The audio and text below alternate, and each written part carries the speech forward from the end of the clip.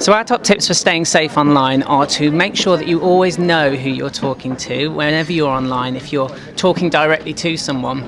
And also to look out for your friends and people like that online, so that if they need a bit of help, then you're there to help them. It's not just a case of being safe. You need to understand why you need to be safe on the internet. Treat your password like your toothbrush. If someone else used your toothbrush, you'd get a new one, wouldn't you? So if you've told someone else your password for your social networking account or your email account, you might want to think about making a new one. Make sure you're always polite and kind and respectful, the same as you would be to someone that you know if you met them face to face. Don't give any personal information anywhere, even if you think someone online is your friend. To be as well mannered on the internet as you are in the real world. So don't be horrible to people, be nice to people, and if anybody's horrible to you, tell somebody. What do you do to help children stay safe on the internet?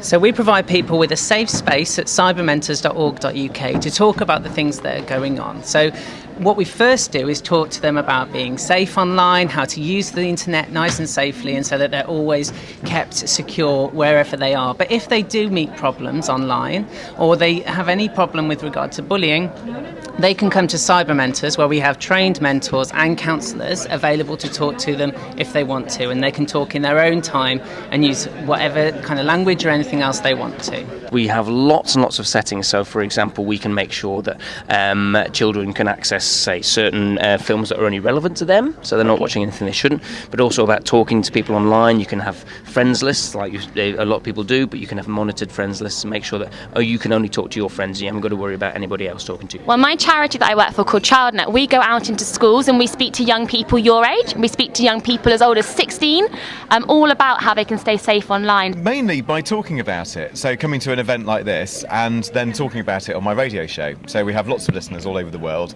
and a lot of them are really interested about, protecting themselves, or if they have children, protecting their kids. We, as in Microsoft, have about 200 of our employees who go out to schools and talk to young people. So we actually go into schools and deliver presentations to children all the way from 4 years of age up until 16. I work for an organisation called the East of England Broadband Network, and we provide a filtering product to schools which keeps children safe online when they're in school.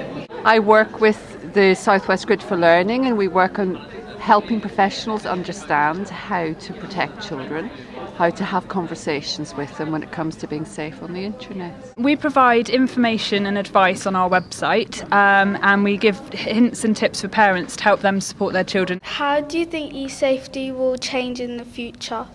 I hope that e-safety is going to become a lot more part of everyone's thinking. So when you were younger, one of the first things you might have learned about at school was road safety, is that right?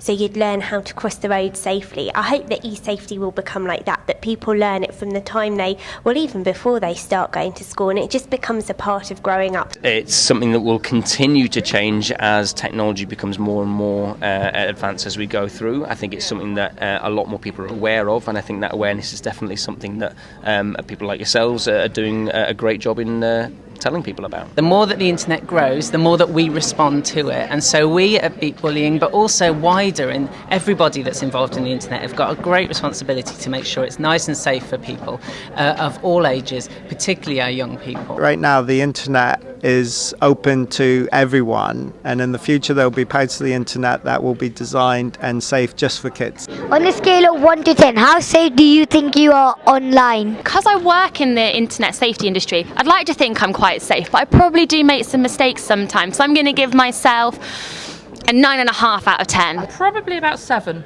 Maybe 8.5. I'd like to think I'm probably about a 6 or a 7. I could be safer. I think we all could. I think we could all probably take on board the advice that we give out as well. Well, I'm from a security company, so I assume I'm never safe on the internet. Hopefully around an 8. I think about 9 out of 10. We talk about internet safety every day as part of our jobs, but I think there's always a bit more to learn.